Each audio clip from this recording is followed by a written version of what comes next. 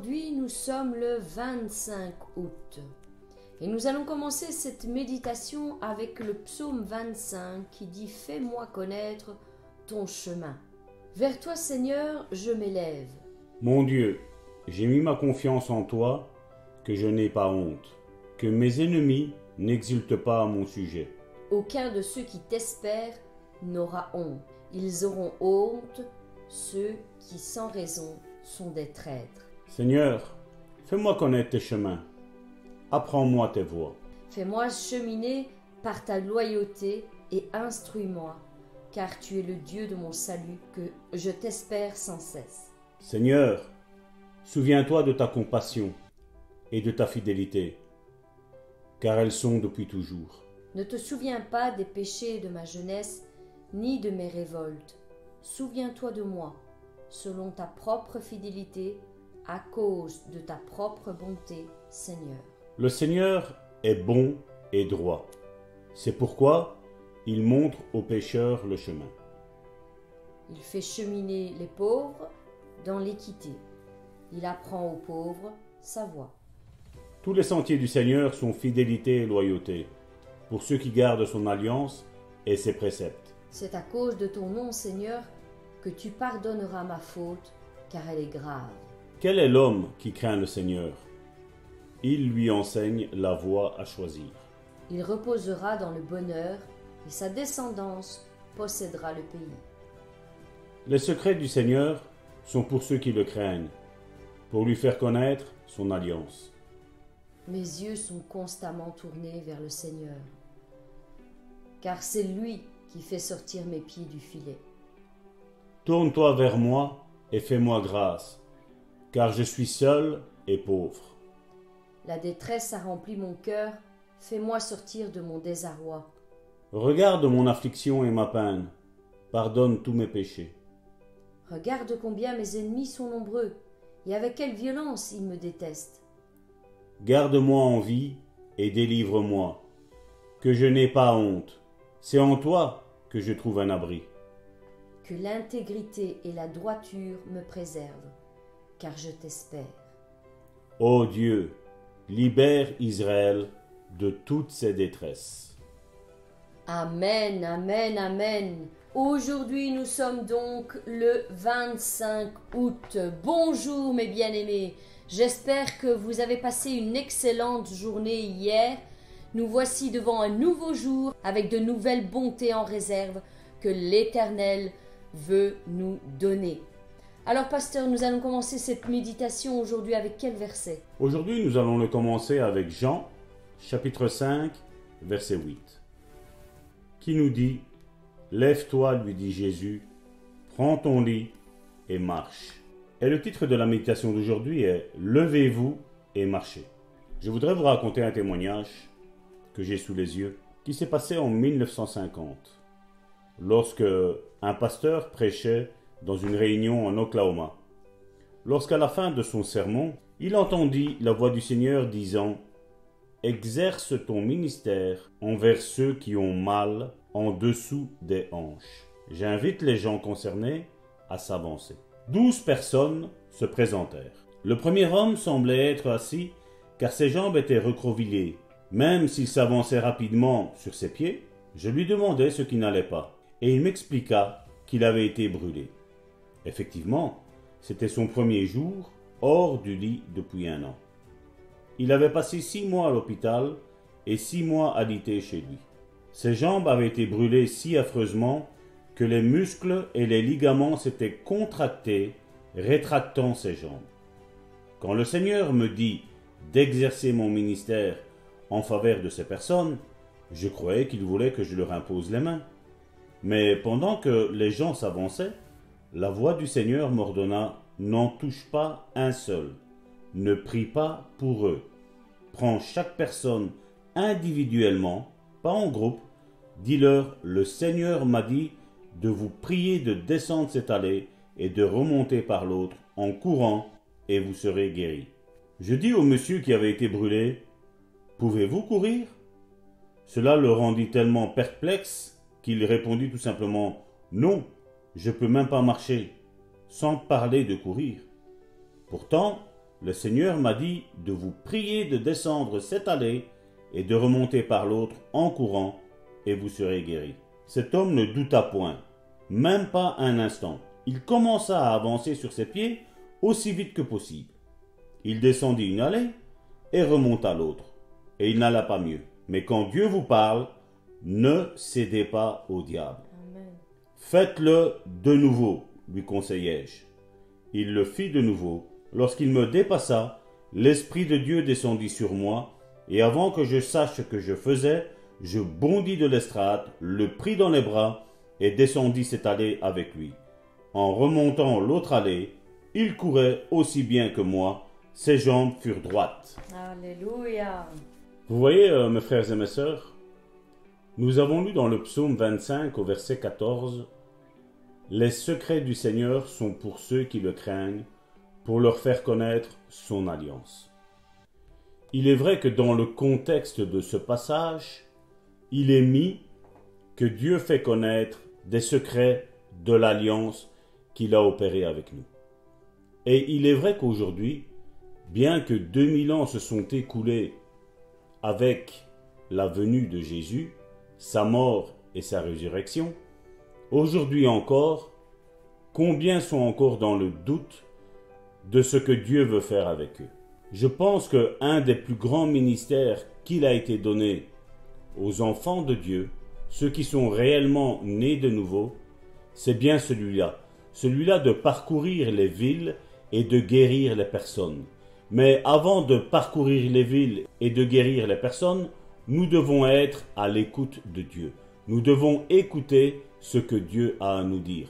C'est ce que Dieu a conseillé aux apôtres en leur disant « Bientôt vous allez être revêtus de la puissance d'en haut, restez à Jérusalem et attendez. » Et vous voyez que Dieu veut œuvrer avec chacun d'entre nous. Nous voyons que quand Dieu parle, ce n'est pas en vain.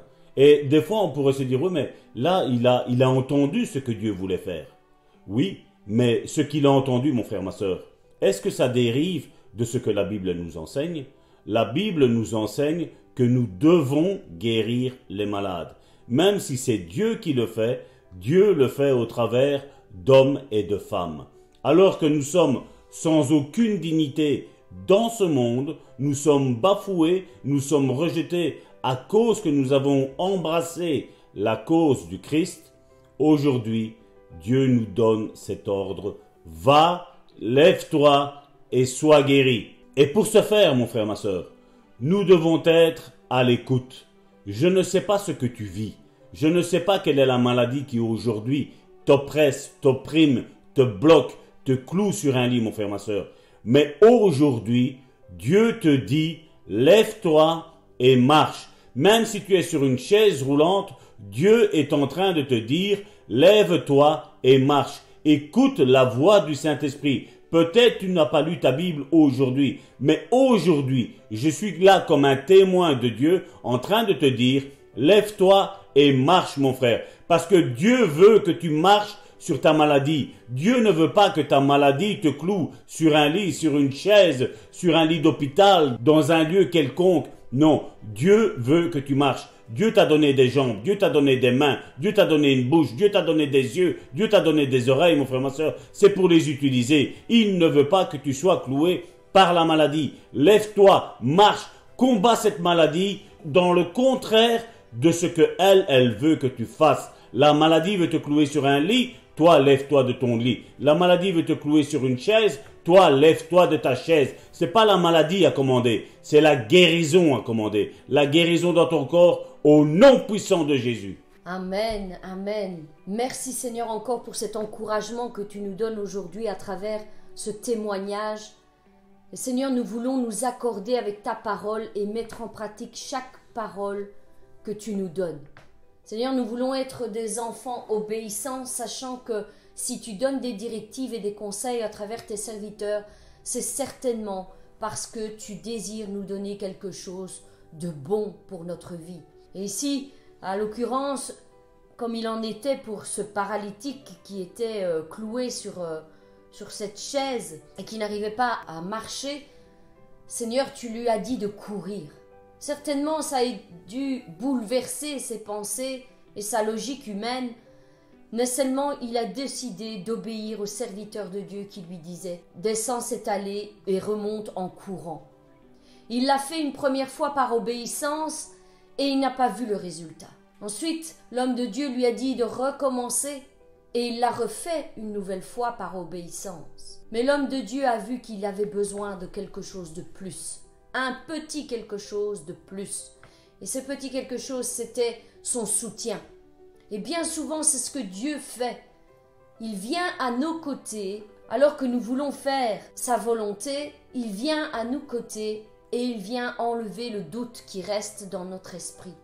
Il vient nous soutenir, il se penche à notre oreille et il nous dit encore un pas de plus. Vas-y, j'ai foi en toi mon fils, j'ai foi en toi ma fille, continue, tu vas recevoir ce que je t'ai promis. Et l'homme de Dieu s'est mis à ses côtés et l'a soutenu et ils ont couru ensemble et la foi est venue. Le doute est parti. Certainement, je me mets à la place de cet homme, il s'est dit si même l'homme de Dieu prend la peine de venir à mes côtés et de faire ce que l'Éternel lui a dit, c'est certainement parce que c'est la vérité et moi je veux m'accorder avec ça et je vais réussir et je vais recevoir ma guérison. Et c'est ce qui est arrivé, mes bien-aimés, c'est ce qui est arrivé. Nous devons absolument obéir à la voix de l'Éternel. Quand il nous donne un conseil à travers l'homme de Dieu ou la femme de Dieu, prenons la peine vraiment d'obéir et de mettre en pratique ce qui a été dit. Parce que si ça a été révélé, ce n'est pas pour rien. Au contraire, c'est pour une bénédiction. Une bénédiction. Apprenons, mes bien-aimés, à vraiment écouter la voix qui vient de Dieu. Cessons de douter quand un homme ou une femme de Dieu vous dit « il faut faire ceci pour que tu sois guéri » ou « il faut faire cela pour que tu sois guéri ». Nous devons avoir confiance, non seulement en l'Éternel quand il nous parle personnellement, mais aussi quand il donne ses directives à travers l'homme ou la femme de Dieu. Oui, mes bien-aimés, il est avantageux pour vous de mettre en pratique, non seulement d'écouter la parole de Dieu, mais surtout de la mettre en pratique. Nous voulons vraiment continuer, Seigneur, à entendre ce que tu as à nous dire en faisant cette bonne déclaration. Amen, une bonne déclaration pour aujourd'hui. J'obéis à Dieu, quoi qu'il me dise de faire, je le fais. J'agis par la foi et prouve ma foi par mes œuvres, par des actions correspondantes. Alors je me rends compte que ce à quoi j'ai cru m'appartient. Je vois la manifestation de ma guérison. C'est en croyant et en espérant les choses que nous les verrons s'accomplir dans notre vie. Si cette guérison tu la veux, crois que tu l'as déjà reçue. Agis comme si tu l'avais déjà reçue. Comme par exemple avec ce témoignage, le garçon il s'est levé et il a marché même s'il était malade encore. Il a cru par la foi qu'il était guéri et il a réussi à marcher, il a reçu cette guérison par rapport à ses œuvres et à ses actes et à ce qu'il a cru. Alors croyez, vous verrez s'accomplir dans votre vie. Amen. Amen, amen.